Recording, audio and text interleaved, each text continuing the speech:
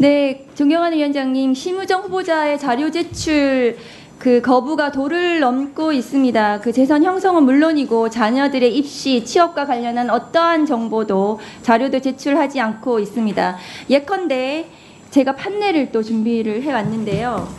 후보자의 장인이 2022년 돌아가셨는데도 불구하고 상속 재산을 2023년도에 등록해놓고 지금 김승원 간사께서도 말씀하셨다시피 2년 뒤인 올해에야 8월에야 추가 상속분 현금 20억을 신고를 했습니다.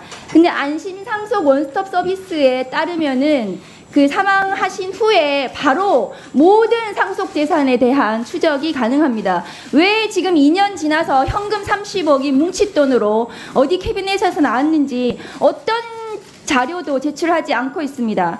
제가 수차례에 걸쳐서 제출하라고 하고 있는데도 제출하지 않고 있는 것은 이 20억에 무슨 불법이 있는지 잘 모르겠습니다. 그리고 후보자의 장녀 국제대학원 석사 졸업하자마자 며칠이 지나지 않아서 바로 국립외교원에 채용이 됩니다. 장학금 받았을 것으로 추정이 되는데 장학금 내역 이런 거 전혀 제출하지 않고 있습니다. 그리고 특수활동비도 마찬가지고요. 근데 지금 표를 보시면 지금 민주당 의원님은 집에서 현금 3억 원 발견됐다는 이유로 지금 재판받고 계세요. 현금 20억이 아니고요. 그리고 조국 대표님 장녀 성인 조민 씨에 대해서 장학금 가지고 뇌물로 기소해서 재판받고 있죠. 그리고 이재명 대표 김혜경 여사의 법인카드 관련해서 10만 4천 원에 대해서 기소한 검찰입니다. 이 모든 것이 불법이 될 수 있습니다. 심우정 후보자가 심우정 후보 네. 계속 다른 분들 조용히 하시고요. 저 중단해 주세요. 의사진행 발언 중이기 때문에 다른 분들은 좀 조용히 해주시기 심우정 바랍니다. 후보자가 이 자료 제출하지 않는 것은 불법을 시인하는 것입니까? 왜 본인들은 검찰은 샅샅이 정적에 대해서 야당에 대해서 샅샅이 수사하면서 본인이 공직 후보자 됐으면서 이런 의혹이 있는 부분들에 대해서 자료 제출하지 않는 것입니까? 저는 심우정 후보자가 이 자료 제출하지 않으면 이 인사청문회 자리에 있을 이유가 없다고 생각합니다. 자격이 없다고 생각합니다. 이 자료 제출이 반드시 선행되어야 하고 그때까지 이 인사청문회를 저는 중단해야 된다고 생각합니다. 이상입니다. 네, 제가 지금 메모를 하면서 다 듣고 있습니다. 한꺼번에 제가 말씀드릴게요. 자료 제출에 관한 의사진행 발언을 먼저 하고 있습니다. 하실 분? 네, 이성윤 의원님이 1초 먼저 손을 드셨습니다. 먼저 하세요 그러면. 네. 예, 우리 국회의원들이 모두 다 문제 제기하고 있습니다. 심우정 후보자는 뭐 제왕입니까? 검찰총장 되면 제왕 되는 겁니까? 왜 자료를 내놓지 않습니까? 자료를 내놔야 되는데 위원장님, 우리 의원들이 기자회견까지 해야 되겠습니까? 그리고 저희가 자료를 받아보니까 뭐 아주 간단한 한 줄짜리 정도라서 이거 진짜 후보가 보고 이야기한 건가? 라는 질문까지 했어요. 이럴 정도로 너무 불성실한 거 아닙니까? 검찰이 수사하면 샅샅이 다 뒤져서 압수수색하고 지금 박은정 의원 얘기하듯이 수백 번, 수천 번, 그리고 저 통신조회까지 했어요. 제가 무슨 죄가 있어서 내 통신을 여러분이 마음대로 열어보는 겁니까? 그래놓고 대한민국의 검찰총장이라고 하는 가장 중요한 공직에 나오면서 왜 자료를 내지 않습니까? 자녀가 어느 학교 나왔는지도 몰라요. 이런 게 됩니까? 아주 검찰이 야당 인사들에 대해서는 사냥개가 물었듯이 사냥하면서 왜 검찰총장은 이런 특혜가 자기 스스로에게 주어지는 거죠? 우리는 삼권 분립입니다. 그래서 국회가 요청하는 자료는 내놓으셔야 돼요. 심우정 후보자님. 그래서 위원장님께서 이 자료를 저희들이 샅샅이 얘기했는데 요구해서 받아주시길 간절히 요구드리고요. 정 의원님. 예. 그렇게 얘기하지 제가- 마시고 예. 어떤 자료를 요청했는데 어떤 제가 자료를 안 지금 냈나 어떤 그걸 자료를 얘기해 주세요. 얘기하겠습니다. 네, 그걸 얘기하세요. 지금은 제가 다시 한번 이건 제가 지금 요구해 드리는 자료인데요. 얼마 전 이선균이라고 하는 유명 배우가 세상을 떠났습니다. 인천지검에서 마약 관련한 수사를 받고 있다며 정보가 유출돼서 그것으로 세상을 떠나게 되는데요. 그 당시에 인천지검장이 심우정 후보였습니다. 당시 관련한 자료들을 요구합니다. 두 번째, 인천지검에서 억울한 마약 사범을 만들었습니다. 이거는 심우정 지검장이 있던 시절에 기소한 사건입니다. 어떤 이가 필리핀으로부터 마약을 받습니다. 그런데 이게 조작된 거예요. 조작된 거라서 나중에 서부지검에서 이 사람을 풀어주라고 합니다. 그런데 인천지검장이었던 우리 심우정 후보는 그 마약 사범이라며 이 아무 관계가 없는 사람을 기소도 하고 서부지검에서 풀어주라고 했는데도 그것을 재판까지 가게 합니다. 그 다음에 이번에 국제마약 조직 백혜령 경정이 이야기하는 사건 때도 관련되었던 지검장이 인천지검장이 심우정 지검장이에요. 심우정 지검장이 자기 발표를 통해서 마약 사범을 제대로 잡겠다고 해놓고 온갖 세상에 떠들썩한 마약 사건이 있을 때 지검장이 심우정 지검장이에요. 그때 네, 정리해 주시죠. 상황을 관련한 자료 일체를 요구합니다. 네, 수고하셨고요. 다음에는 이성인 의원님. 네. 중복되지 않게 본인이 어떤 자료를 요청했는데 안 내고 있다. 그걸 중심으로 말씀해 주세요. 저는 어떤 자료뿐만 아니라 불성실한 답변 태도를 한번 지적해 보겠습니다. 그 자료 저희가 후보자의 업무 수행 능력과 그 자질을 검증하기 위해 자료 요청했는데요. 저희가 자료 조출 요청 과정에서 검찰 법무검찰이 아닌 타 기관에서조차 이런 경우는 처음 봤다 할 정도로 심하게 얘기를 했습니다. 제가 예를 들어보겠습니다. 이 개인 각 기관에서 후보자가 요청한 개인 인사청문 관련해서 개인정보 제공 동의서 접수 및 회신 일시 이런 걸 좀 알려달라고 했는데 이것조차 개인정보라는 이유로 알려주지 않았습니다. 또 하나 보겠습니다. 저희들한테 회신한 자료조차도 거의 알아볼 수 없을 정도로 이렇게 흐릿하게 처리했습니다. 후보자님 아세요? 도대체 이성인 의원님, 보내줬습니다. 이성인 의원님, 예, 의사진행 발언은 저를 보고 해주세요. 예. 그리고 저한테 얘기하세요. 알겠습니다. 도대체 보낸 자료도 알아볼 수 없도록 이렇게 흐릿하게 만들어서 보내왔습니다. 더 가관인 것은 과거 윤석열 전 총장이 청문회 때 답변한 내용과 토시 하나 틀리지 않고 심지어 띄어쓰기까지 다르지 않게 보내왔습니다. 보십시오. 평생 검사제 정착에 대한 입장과 방안은 똑같이 붙였습니다. 이거 후보자가 검토하고 답변한 것인지 물어봐 주십시오. 저희가 후보자에게 서면 질의를 직접 검토하고 답변하냐 이런 물음을 서면 질의를 했습니다. 그러자 후보자는 그렇다고 답변했습니다. 도대체 윤석열 총장 때 그 총장이 두 번이나 더 바뀌었는데 똑같은 총장이 썼던 문구를 그대로 싸게서 붙이고 이게 국회를 무시해도 국민을 무시해도 이런 답변이 있을 수가 있겠습니까? 자, 그거는 저한테 네. 갖다 주세요. 저는 좀 가지고. 후보자는 검찰총장은 물론이고 이렇게 답변을 하고 자료 제출을 거부를 하면 인사청문회에 서서도 안 된다 생각합니다. 아까 박은정 의원이 말씀하신 것처럼 이 청문회는 후보자가 자료를 다 제출할 때까지 그리고 성실하게 답변을 해줄 때까지 청문회 진행해서는 안 된다고 생각합니다. 이상입니다.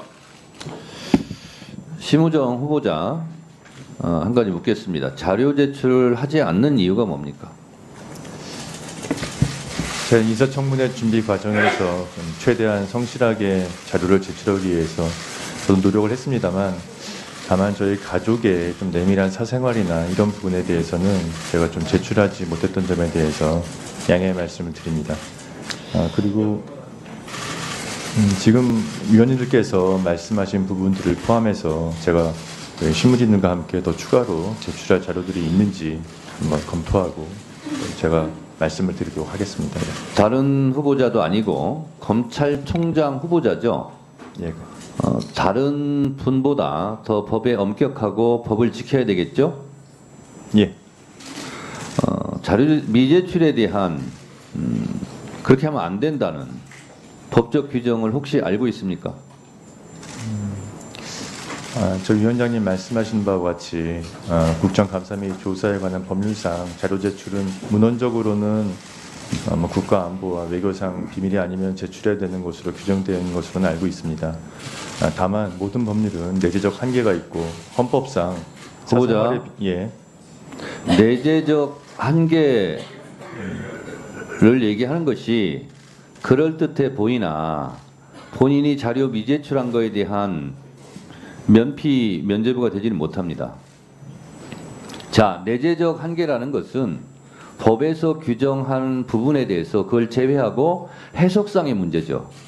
그러나 분명히 대한민국은 법치국가이고 법에서 문자로 규정하고 있는 부분은 안 지켜도 됩니까? 내재적 한계를 운운하면서?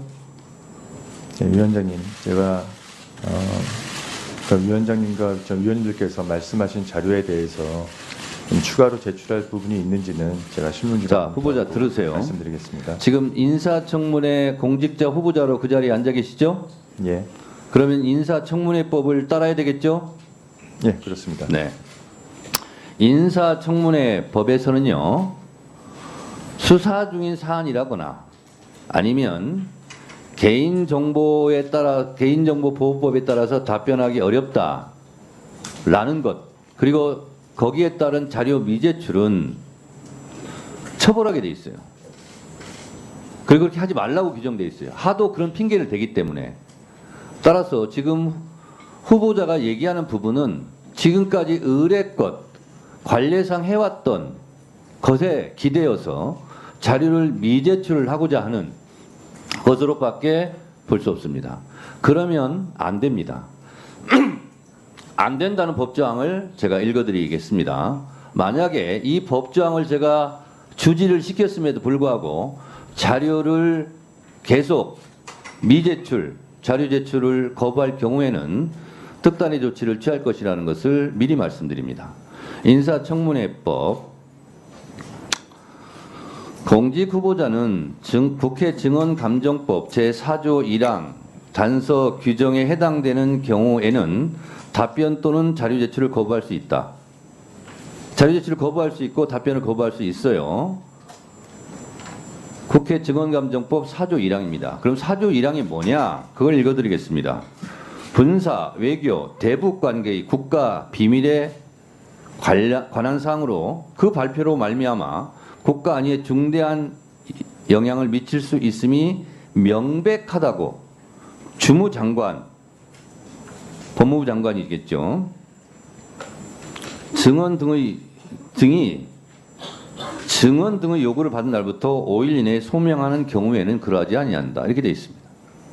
자, 후보자 자녀가 어느 학교를 다녔는지 이거를 자료 제출을 거부한다고 그랬어요. 그러면 그것이 군사에 해당됩니까?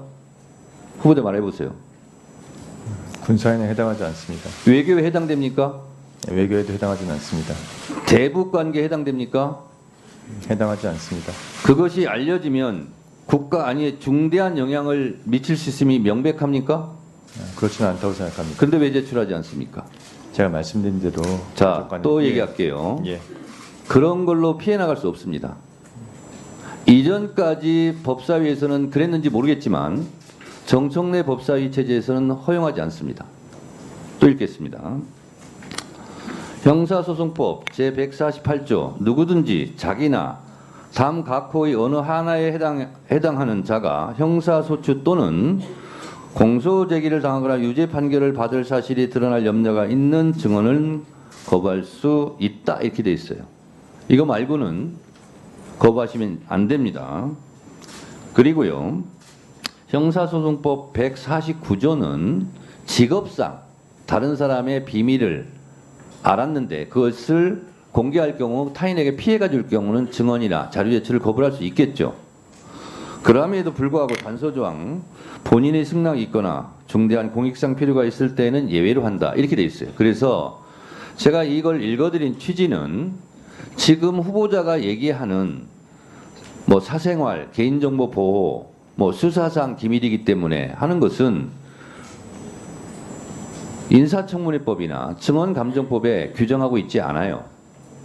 그래서 지금까지 22대 국회 법사위에서 진행된 청문회 등등에서 수사상 말씀드리기 곤란합니다. 말은 허용하지 않았어요. 마찬가지로 자료 제출도 사생활, 개인정보 보호 그것이 이 법에 의해서 보호받지 못하고 있어요.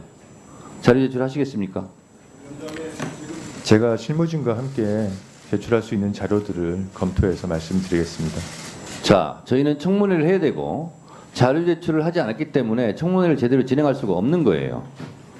그래서 이 부분은 양당 간사 간 지금 협의를 해주시기 바랍니다.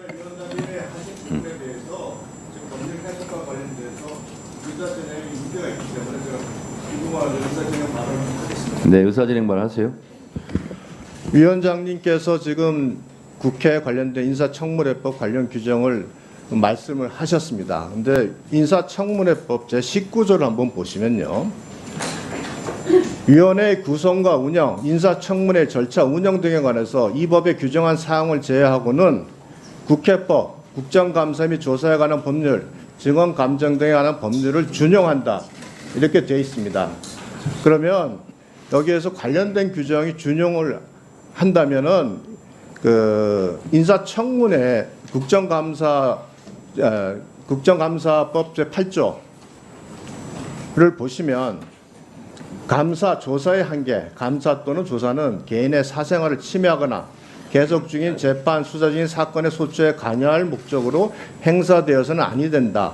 이것이 운영과 관련돼서 준용이 될 수밖에 없습니다.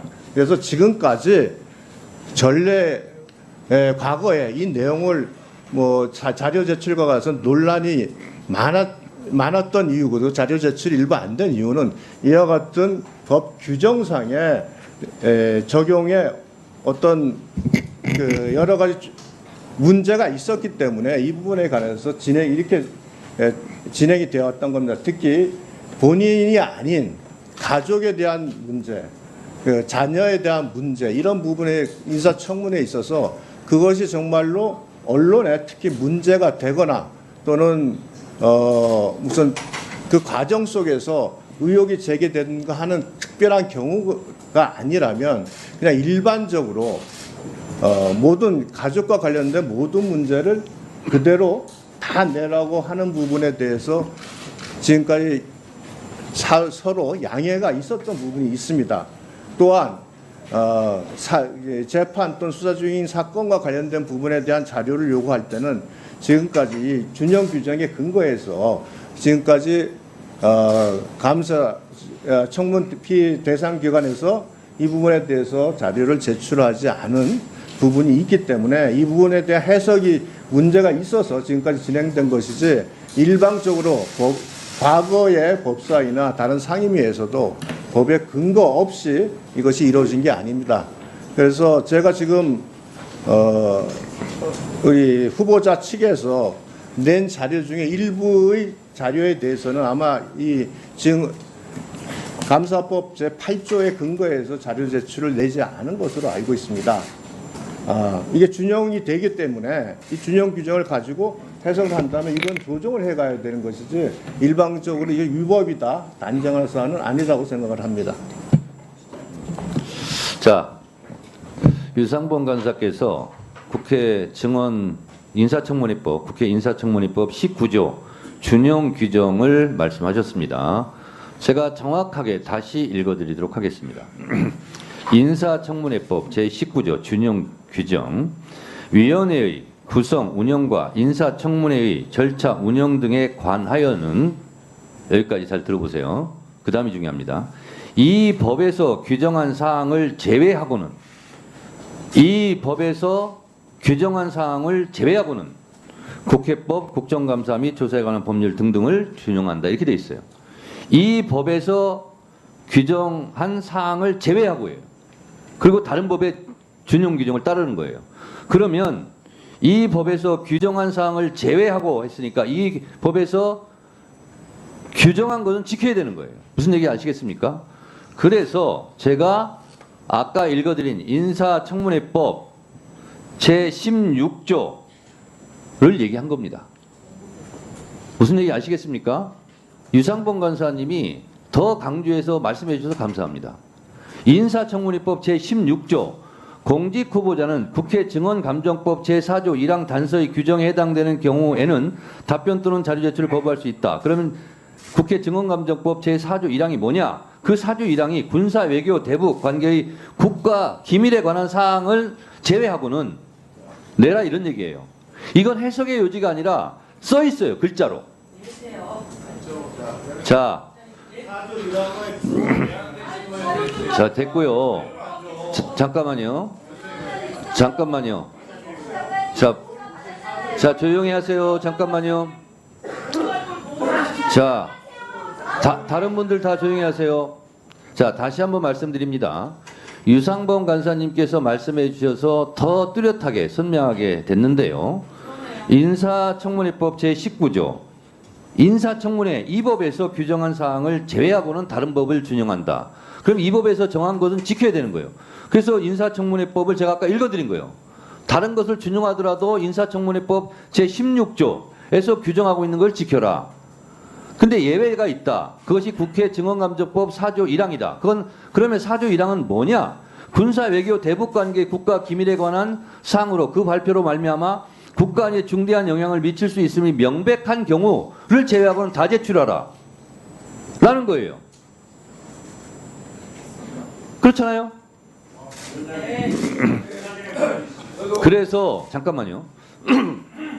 그래서 다른 후보자도 지켜야 되지만 특히 법을 다루는 검찰총장 후보자이기 때문에 이 법을 위반하면서까지 자료를 제출하지 않을 경우 만약에 검찰총장이 됐을 경우 법을 위반한 사람을 잡아갔어요.